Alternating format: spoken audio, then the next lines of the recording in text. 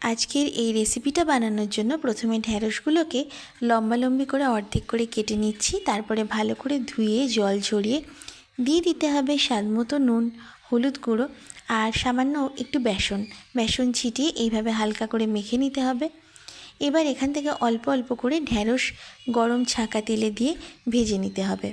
গ্যাসের ফ্লেমটাকে হাই করে ঢ্যাঁড়সগুলোকে ছেড়ে দিয়ে এবার মিডিয়ামে ফ্লেমটাকে করে হালকা করে নেড়ে চেড়ে দিতে হবে যতক্ষণ পর্যন্ত না এগুলো বেশ মুচমুচে ভাজা হচ্ছে। খুব সুন্দরভাবে ঢ্যাঁড়স ভাজা হয়ে যাচ্ছে। এগুলো এমনিতেই খেতে ভীষণ টেস্টি হয়। ঢ্যাঁড়স ভাজা রেডি।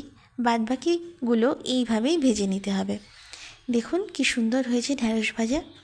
এবার এগুলো তেলে ছেড়ে ভেজে নেব। এবার বানাবো একটা গ্রেভি বা ঝোল। কড়াইতে জিরে ফোড়ন দিয়ে দিয়েছি। দিয়ে দেবো এর মধ্যে পেঁয়াজ কুচি আর টমেটো। এই রান্নাটাতে আমরা রসুনের ব্যবহার করিনি, আপনারা ইচ্ছা হলে রসুন কুচি দিতে পারেন।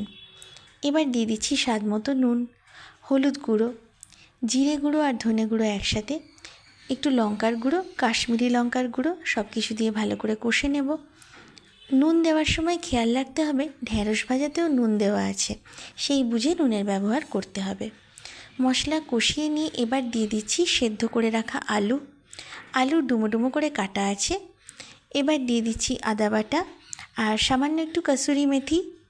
সব কিছু দিয়ে ভালো করে এবার কষে নিতে হবে যতক্ষণ পর্যন্ত না তেলটা ছেড়ে যাচ্ছে, মশলাটা সুন্দর করে কষানো হচ্ছে। আর গ্যাসের ফ্লেম লোতে রেখেছি, নাহলে মশলা বেশি জ্বলে যেতে পারে। ভালো করে এটা কষানো হয়ে গেছে। এবার পরিমাণ মতো জল দিয়ে দিলাম, একটু চিনি দিয়ে দিচ্ছি আর দিয়ে দিচ্ছি শাহি গরম মশলা। যদি আপনারা মিষ্টি পছন্দ না করেন তাহলে নাও দিতে পারেন, তবে মিষ্টি দিলে নুনের ব্যালেন্সটা খুব সুন্দরভাবে হয়। এবার দিয়ে দিলাম ভেজে রাখা ঢ্যাঁড়স আর দিয়ে দিচ্ছি একটা কাঁচা লঙ্কা। ঢাকা দিয়ে এবার ঝোলটাকে ঘন হতে দেব। ঢাকা সরিয়ে দিয়েছি। এবার দেখুন এটা খুব সুন্দরভাবে তৈরি হয়ে গেছে।